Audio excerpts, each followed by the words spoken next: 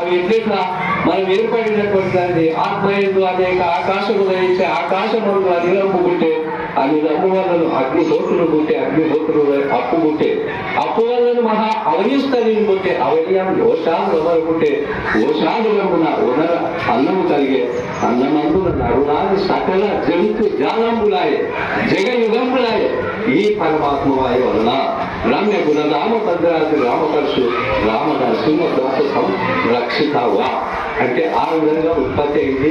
ఆ విధంగా ఉత్పత్తి అయినటువంటి దాన్ని మనం ఇక్కడ సంశీకరణ చేస్తే ఆకాశం 4 భాగంలో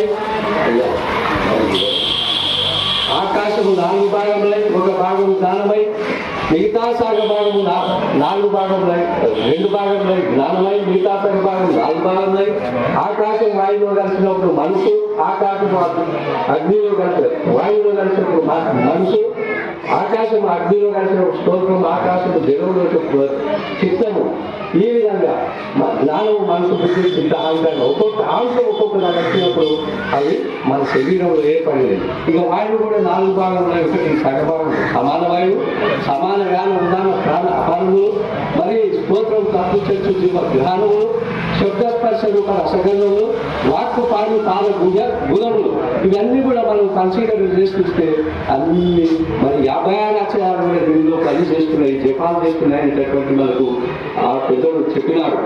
ఇది కూడా ఎట్లా అయింది?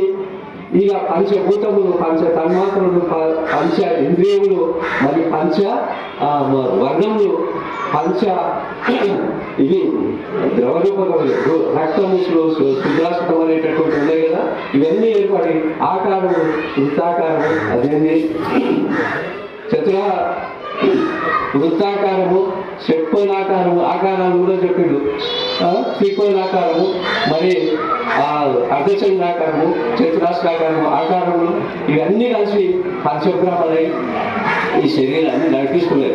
ఈ శరీరాన్ని నడిపించేటప్పుడు ఒక్కొక్క భూతం ఏ విధంగా కూడా మనల్ని సంకల్పింపజేస్తుందని అన్ని విమర్శలు చేస్తే ఈ సాంఖ్యాన్ని విమర్శన చేస్తే ఈ శరీర సంఖ్యను వదిలిపోతాయి. మనం ఈ బేస్ ఇప్పుడు మా అయ్యవాళ్ళు చెప్తుండే, అరే నేను ఒక బిల్డింగ్ అంటున్నా అది కిందినేమో 3 లక్షలు 6 లక్షలు మీది 3 లక్షలు మరి మీది తీసుకున్నావు కింది తీసుకున్నావు అంటే లేదమ్మా నాకు కింది అంతా ఉంది అని చెప్పి అంటే ఇక్కడ కూడా మనకు బోధ దృఢీకరణ కావాలంటే మస్తు చెప్తాం చదువుకొని చెప్తే కాదు, కానీ వాస్తవంగా సాహిత్య విచారణ చేసి సాహిత్యములు తెలుసుకుంటే కానీ బేస్మెంట్ గట్టి ఉంటుంది. మరి బేస్మెంట్ కాలు కట్టేది నడవగల వాళ్ళు మరి మీద కూర్చుంటే కాదు, అది కాదు కానీ ఆయన మొదలు ఇది ఇనుప సంఖ్యలు సాంఖ్యము ఈ సాంఖ్యం చేస్తాయి. బంగారు సంఖ్యలు అనేటువంటి కారణ సాంఖ్యం ఉంది. ఆ కారణ సాంఖ్యం చేస్తా గుర్తేది శరీరం ఎక్కడుంది? మరి ఆ శరీరాన్ని ఎరిగినప్పుడు అది రాత్రికే పనిచేస్తుంది, ఏ స్థానంలో ఉంది, కళలో ఎట్లుంది, జాగ్రత్తలో ఏ విధంగా ఉంది. ఈ జాగ్రత్త చేసినటువంటిది మన కళలో వస్తుంటది. ఆ కళను ఏ విధంగా అయితే మనము జాగ్రత్తలకు మన మేలుకు వచ్చినప్పుడు ఇది వస్తుంది కదా, ఏదో మనం గుణపడతాము, భయభ్రాంతులకు గురవుతాము, సంతోషానికి గురవుతాము, ధనము కలిగినట్ల రకరకాలైనటువంటి వ్యాపకాలు అది పనిచేస్తుంది.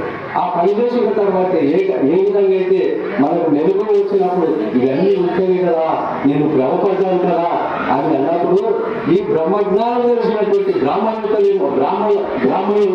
బ్రాహ్మణేతలు ఏమన్నారంటే ఇది లేక కదరా ఈ ప్రపంచం అంతా ముదుగుతారా, ఈ మధ్యకాలంలో నేను చేస్తున్నావు, నీకు ఏం బాధిస్తుంది సంసారం అనేటటువంటి బాధ.